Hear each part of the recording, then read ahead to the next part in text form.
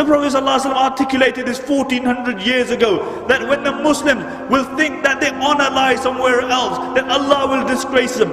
Look at the Sahaba radiallahu anhum. These were a group of people who were regarded by the rest of humanity as asfal safilin. And then the Prophet ﷺ came and he transformed these people. He brought an impetus, he brought a drive, and this was Islam. And then these very people who were regarded as the worst of people became the best of people to walk upon this earth after the Anbiya alayhi salatu wasalam. What was it? It was Islam. See, for other people, other philosophies will work. For other people, other ideologies will work. But for the Muslims, nothing besides Islam will work. Because this is ummah regarding what the Prophet Allah subhanahu wa ta'ala articulates in the Quran. كُنْتُمْ خَيْرَ أُمَّةٍ أُخْرِجَتْ لِلنَّاسِ تَعْمَرُونَ بِالْمَعْرُوفِ وَتَنْهَوْنَ عَنِ الْمُنْكَرِ. That you are the best of creation. You are taken out for mankind.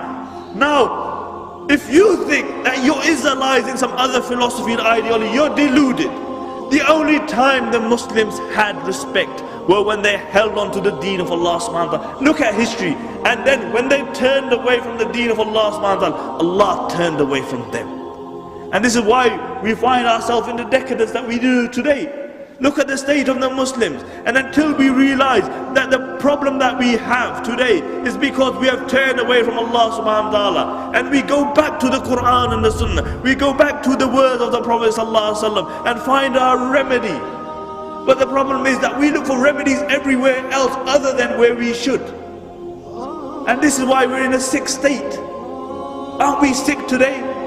Aren't the minds of the youth confused? What should we hold on to? Aren't the hearts sick?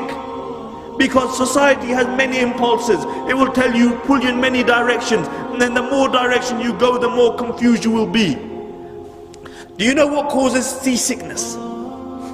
Seasickness. Do you know what causes it? See, the ears send a message to the brain that, you know, when the boat rocks, that there's something wrong. And the eyes send a message to the brain, no, I see everything's fine. So you have two confusing messages going to the brain. And as a consequence, you feel sick, you vomit. You feel sick.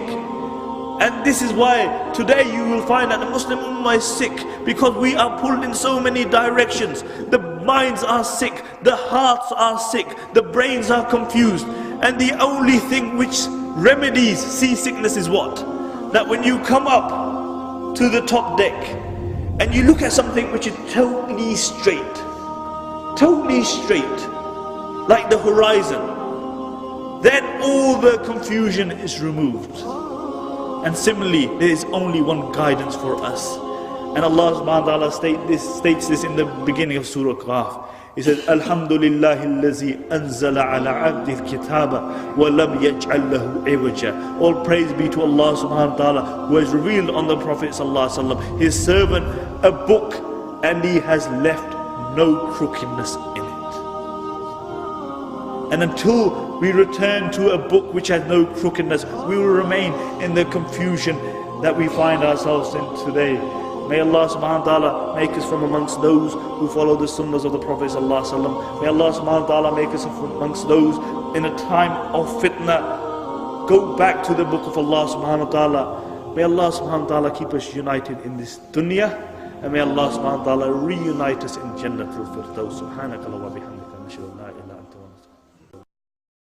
القول قول الصوارم كي تسترد المظالم حتى الأراضي نساموا رسول أهل العزائم. القول قول الصوارم كي تسترد المظالم حتى الأراضي نساموا رسول أهل العزائم. القول قول الصوارم كي تسترد المظالم حتى الأراضي نساموا رسول أهل العزائم.